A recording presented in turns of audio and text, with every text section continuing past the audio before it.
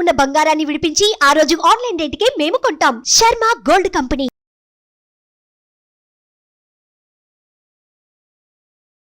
నమస్కారం, welcome to Suman TV. నేను గీతాంజలి. సనాతన ధర్మంలో మనకి ఎన్నో సందేహాలు ఉంటాయి, అలాగే ఎన్నో సమస్యలని మనం ఎదుర్కొంటూ ఉంటాం. వీటన్నింటికీ కూడా ఒక పరిష్కారం ఉంటుంది అని చెబుతారు. వాటిని నివృత్తి చేసేందుకు, మనకున్నటువంటి సందేహాలకి ఒక సమాధానం ఇచ్చేందుకు ప్రస్తుతం మనతో పాటు ఉన్నారు శ్రీ విద్యాపీఠం వ్యవస్థాపకులు. గత 45 సంవత్సరాలుగా శ్రీ విద్య ఉపాసన చేస్తూ ఎంతో మందికి మంత్రోపదేశం చేసిన శ్రీ గురు కరుణామయ్య గారు మనతో పాటు ఉన్నారు. గురుగారితో మాట్లాడి మరిన్ని విషయాలు తెలుసుకుందాం. గురుగారు నమస్కారం అండి. నమస్కారం. గురుగారు, నా ప్రశ్న, ప్రతినిత్యం పూజ చేస్తాము, వీలు పడనప్పుడు ఒకసారి దైవనామస్మరణ చేసుకుంటాం, మన పనుల్లో మనం నిమగ్నం అయిపోతాం. ఇందులో భాగంగా ప్రతినిత్యం పఠించవలసిన మంత్రాలు ఏమైనా ఉన్నాయా? ఇవి పఠిస్తే అప్పటికప్పుడు ఆ ఆపదల నుంచి బయటపడటం కానీ, శక్తి రావటం కానీ, నిస్సత్తువ పోయి ఉత్తేజం అవ్వటం కానీ, ఇలాంటివి జరిగి ప్రతినిత్యం మేము పఠించవలసిన మంత్రాలు కానీ, స్తోత్రాలు కానీ, ఏవైనా శ్లోకం కానీ ఏదైనా? మీరు మంత్రం అన్నారు, పొరపాటు నేనే మంత్రం చెప్తే పక్కన ఇంకోళ్ళు అన్న బీజాక్షరాలు చదవకూడదు, మంత్రం చదవకూడదు అని మళ్ళీ మీ వాళ్ళే ఎవరో అంటారు. చేత నొప్పింపక తానవ్వక తప్పించుకు తిరుగు, అది వాళ్ళు చెప్పింది. కలిసిపోయి తిరుగువాడు ధన్యుడు సుమతి. తప్పించుకుంటే ఎక్కడికి పోతాం మనం? ఆయన రోజుల్లో అది చెల్లింది. మీరు పద్యం అడిగారేమో అనుకున్నా. సో నొప్పింపక తానవ్వక కలిసిపోయి తిరిగివాడు ధన్యుడు సుమతి. ఈ కాలంలో అంచేత మధ్య మార్గంగా చెప్పాలంటే పెద్ద పెద్ద మంత్రాలు అక్కర్లేదమ్మా, చిన్న మంత్రాలు. శ్రీమాత్రే నమః ఎవరైనా చెప్పుకోవచ్చు. ఈ మంత్రం చెప్పుకుంటే మాత అన్న దృష్టితో నువ్వు పిలుస్తున్నావు కాబట్టి అది ఎలాగున్నా సరే ఆవిడ క్షమించి మంచి శుభాల్ని, సర్వతోముఖ అభివృద్ధి అంటారు. శ్రీమాత్రే నమః, శ్రీమాత్రే నమః, శ్రీమాత్రే అనుకుంటే సర్వతోముఖ అభివృద్ధి వస్తుంది. అంటే లక్ష్మికి, శ్రీ అంటే లక్ష్మి, శ్రీ అంటే సరస్వతి, లక్ష్మీ సరస్వతికి తల్లి. ముగురమ్మల కన్న మూలపటమ్మ పెద్దమ్మ, ఆ పెద్దమ్మను పిలుస్తున్నారు అన్నమాట. అది శ్రీమాత్రే నమః. ఇందాక చెప్పుకున్నాం ఓం నమో నారాయణాయ అన్న మంత్రం కానీ, ఓం నమో భగవతే వాసుదేవాయ అన్న మంత్రం కానీ, ఇది విష్ణు స్మరణ. ఈ విష్ణు స్మరణ విష్ణు స్థితికర్త. స్థితికర్త ఏం చేస్తాడు? సంసారంలో పడేసింది ఆయనే, దాన్ని ఎలా నెగ్గుకు రావాలని చెప్పేది ఆయనే. అంచేత ఇటు భోగము మోక్షము రెండిటికి మార్గం చూపించేవాడు విష్ణువు. అంచేత ఓం నమో నారాయణాయ, ఓం నమో భగవతే వాసుదేవాయ అనుకుంటూ ఉండగలిగితే ఈ యొక్క నాలెడ్జ్ వస్తుంది. తర్వాత ఇంకొక మంత్రం ఉంది, శరవణ భవ. ఇది సాధారణంగా ఆడవాళ్ళకి ముఖ్యంగా సంతానలేమి, ఈ బహిష్టు సమయంలో ఇబ్బందులు, భార్యాభర్తల మధ్య అన్యోన్యత లేకపోవడం, పెళ్ళిళ్ళు కాకపోవడం, ఇవన్నీ సంతానం బలహీనంగా ఉండడం, ఇవన్నీ వస్తాయి. ఇవన్నీ కూడా ఏరియా ఇక్కడ నుండి స్వాదిష్టానం, ఫిలోపియన్ ట్యూబ్స్ అని, ట్యూబ్ బ్లాక్ అవడం, గర్భ సంచి కానీ ఇన్ని ఇక్కడ ఉన్నాయి. సో ఈ ఏరియాలో ఉన్న ఆ దోషాన్ని సర్పదోషము అంటారు. మన నీకు సర్పదోషం ఉంది, శాంతి ఏం చేయదు. లాజికల్గా చూస్తే సర్పాన్ని కంట్రోల్ చేసేది ఏది? నెమలి. నెమలిని అధిరోహించిన వాడు ఎవరు? సుబ్రహ్మణ్య స్వామి. అంచేత ఇటువంటి దోషాలని పోగొట్టే ఒకే ఒక షడక్షరీ మంత్రం అంటారు. ష. మీరు పలుకుతున్నప్పుడు నా నోటిని చూడండి. ష, ర, వ, ణ, భ, వ. అంటే నా నోట్లో నాలుక రకరకాలుగా తిరుగుతుంది. ఈ యొక్క కదలిక వల్ల ఈ నాలో ఉన్నటువంటి ఎంజైమ్స్ అనండి, కెమికల్స్ అనండి, ఇవి రకరకాలుగా ఉత్పత్తి చెంది నాలో ఉన్న కోపాన్ని, ఈర్ష్యని, కామక్రోధ లోభమోహ మదమాత్సర్యాలని, అరిషడ్వర్గాలు 6 శత్రువుల్ని అదుపులో ఉంచే శక్తి శరవణభవ. సర్పదోషాన్ని కొంతవరకు బాగా శరవణభవ, రాలాగే పలకాలి. శరవణభవ, శరవణభవ, శరవణభవ అని. ఇది మూడవ మంత్రం. మొదటిది శ్రీమాత్రే నమః, ఓం నమో భగవతే వాసుదేవాయ, ఓం నమో నారాయణాయ, ఓం నమ శివాయ, శరవణభవ. నెక్స్ట్ మంత్రం ఓం నమ శివాయ. శివజ్ఞానము అంటే బాగా సమస్యల్లో ఉన్నారు, ఇది సాల్వ్ అవ్వటం లేదు అని మీకు తెలుసు, ఉమ్, ఇది సాల్వ్ అవ్వమేమో అని కూడా ఉంటుంది. ఇలాంటప్పుడు బ్యాక్ టు ద వాల్ అంటారు. అలాంటప్పుడు నేనేం చేయాలో నాకు తెలియదు. ఉమ్, అలాంటప్పుడు శివజ్ఞానము అంటే ఉమ్, పూర్ణమైన జ్ఞానం ఇచ్చి మోక్షాన్ని ఇచ్చేవాడు శివుడు. ఉమ్, ఓం నమ శివాయ, ఓం నమ శివాయ.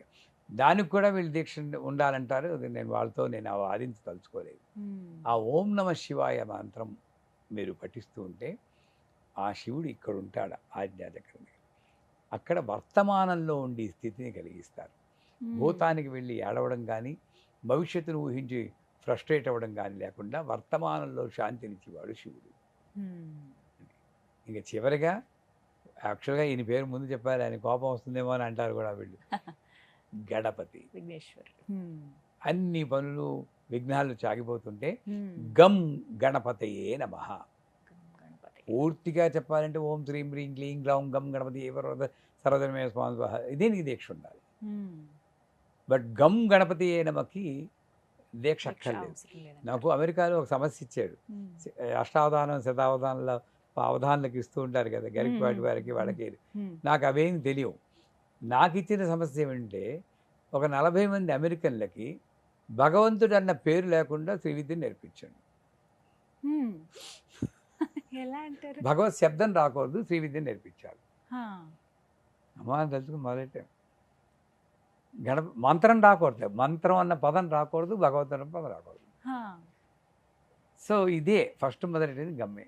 ఉమ్, అప్పుడు ఇగో లోయర్ రిఫ్లెక్సెస్లో మీకు యాంగరు లస్ట్ గ్రీడ్ ఉంటుంది. దాన్ని కంట్రోల్ చేయాలంటే ఒక సౌండ్ ప్రొడ్యూస్ చేయాలి base of the spinal cord దగ్గర నుండి. ఆ సౌండే gum. Um, can all of you say gum? ఆ గమ్ అన్నప్పుడు ఈ మజిల్స్ని ఇలా కంట్రాక్ట్ చేస్తూ చెప్పండి. ఉమ్, మూలాధారాన్ని ఆ పదం వాడకుండా యాక్టివేట్ చేస్తూ ఇలా కంట్రాక్ట్ చేస్తూ చెప్పండి. అంటే ఇలా కూర్చున్నారు, గమ్ గమ్ గమ్ గమ్ గమ్ గమ్ గమ్ అన్నారు. Um, wow, great, um. Ganapati అయిపోయింది అక్కడ. ఆ, అలాగే ఒక్కొక్క చక్రానికి శబ్దాల్లో పెట్టుకుని వాళ్ళు మొత్తానికి శ్రీ విద్య అంతా నేర్పలేం, ఉమ్, బేసిక్ నేర్పగలిగాం అమ్మదే వల్ల. అలాగా గమ్ అన్న బీజాక్షరం గణపతి సంబంధించింది. ఉమ్, గమ్ అంటే కొంతమంది నార్త్ ఇండియన్స్ గంగ్ గణపతి అంటారు, ఆ, ఆ హాఫ్ గంగ. మాత్రలాగా. గమ్. గమ్ గణపతియే నమః. ఉమ్, ఈ మంత్రాన్ని చెప్పుకుంటే విఘ్నాలు అన్నవి బయట లేవమ్మా, ఉమ్. లోపల ఉన్నాయి. మైండ్లో ఉన్నాయి. ఉమ్, మనలో. పూజ చేస్తుంటేనే ఫలిస్తుందో లేదో అన్న అనుమానం నా విఘ్నం. ఉమ్, పిల్ల పెళ్లి చేస్తున్నప్పుడు ఇది సుఖంగా ఉంటుందో లేదో అన్న అనుమానం నా విఘ్నం. ఉమ్, ఇలాగ ప్రతిదానికి అనుమానపడుతున్న అటువంటి విఘ్నాలు తొలగించేవాడు గణపతి. అంచేత ఈ 5 మంత్రాలు మళ్ళీ ఒకసారి చెప్తాను. ఉమ్. శ్రీమాత్రే నమః. ఓం నమో భగవతే వాసుదేవాయ, ఓం నమో నారాయణాయ. ఉమ్, తర్వాత శరవణ శరవణ భవ. ఉమ్, ఓం తర్వాత నమః ఓం నమ శివాయ. శివాయ. ఉమ్, గం గణపతి గణపతే నమః. నమః. అందరికీ డౌట్ వచ్చు, 5 చెప్పాలండి రోజు అంటారు. ఉమ్, ఏది నీకు నచ్చితే కొన్నాళ్ళు అది చెప్పుకోండి, సరదాగాను అది చెప్పుకుంటూ ఉండండి. ఉమ్, కాకపోతే ప్రతిరోజు కూడా ఇష్టపడుతూ చెప్పాలి. ఉమ్. ఇది వస్తే ఇది చెప్తుంటే ఆనందం ఉంది అని. ఎన్నిసార్లు పఠించాలి? ఎన్నిసార్లు ఊపిరితో ఇష్టం. సమానంగా పడితే పడుతుంది అంతసార్లు. ఉదాహరణకి ఇప్పుడు జపమాల చాలా మంది చేస్తూ ఉన్నారండి, అలా వారికి నచ్చిన స్మరణ చేసుకుంటాం. అలా జపమాల ద్వారా ఇలా చేసుకోవచ్చు అంటారా? కాంట్రోవర్సీలో దింపడం మీ అలవాటు నన్ను. అలా కాదు గురువుగారు, ప్రతినిత్యం కొంతమందికి అలవాటు ఉంటుంది. మా గురువు గారు చెప్తారు, ఉమ్, జపమాల మంచిదే, ఉమ్, కానీ దాంట్లో ఉన్న ప్రమాదం ఏమిటంటే ఉమ్, ముందు ఇలా కూర్చుంటారు చాలా సర్దుకుని, ఉమ్, ఇలా ఇది పెట్టుకుంటారు, ఈ జపమాల తిప్పుతుంటారు. ఉమ్, ఈ తిప్పుతూ ఉన్నప్పుడు ఈ మాల ఎక్కడైనా అడ్డుకుందంటే అదొక ఇబ్బంది. ఈ Hmm. కాన్షియస్నెస్ ఇక్కడ ఉంది. ఇలా కూర్చుని వాడు కొంతసేపటికి ఇంకా రాలేదే పెద్ద పూజ, ఇక్కడ కోసం ఇంకా ఓపిక ఉంటుంది అక్కడ, వచ్చేస్తుంది. ఇలాగే చేసి వాళ్ళే 99%. ఉమ్, ఈ కాన్సన్ట్రేషన్ ఎక్కడుంది? పెద్ద పూస మీద ఉంది, ఉమ్. పెద్దమ్మ మీద లేదు. కరెక్ట్ అది. రెండోది ఉమ్, రుద్రాక్ష ఆవిడికి పనికిరాదు. హా. ఈ తులసి మాల వేసుకుంటే చాలా పవర్ఫుల్, చందనమాల ఇంకా పవర్ఫుల్, స్ఫటికమాల అండి అబ్బో బోల్డ్ పవర్ఫుల్. అంటే ఈ పవర్ఫుల్ అయిన మాలలన్నీ వేసుకుంటే జపం ఎందుకు, ఇంకా అసలు చేయగలే కదా. నా పవర్ మాలలో ఉంది అని భ్రమకు లోనై అసలు విషయం నుండి పక్కకి వెళ్తున్నాను నేను. హ్మ్. అంటే జపమాలే అక్కర్లేదు. అక్కర్లేదు. ఎలా చేయాలంటే ఇప్పుడు ఓం ఓం నమ శివాయ, ఓం నమ శివాయ, ఓం నమ శివాయ అనుకుంటూ ఉంటారు. ఏదో టైం ఒక నిమిషానికి ఎన్నిసార్లు చెప్పచ్చు, ఓ 50 సార్లు చెప్పచ్చు. గంట చేస్తే 3000 సార్లు అవుతుంది. అలారం పెట్టుకోండి మీ తృప్తి కొరకు, ఓ గంట, ఇంక కౌంట్ మర్చిపోండి. ఓం నమ శివాయ, ఓం నమ శివాయ, ఓం నమ శివాయ. ఎవరిని తృప్తిపరచుకోసం కౌంట్ ఆయన ఏమైనా వచ్చి అడిగాడా? మైండ్ గేమే కదా. ఇదన్నీ వదిలేసేయండి. ఫోకస్ మంత్రం మీద ఉండాలి, మాల మీద కాదు.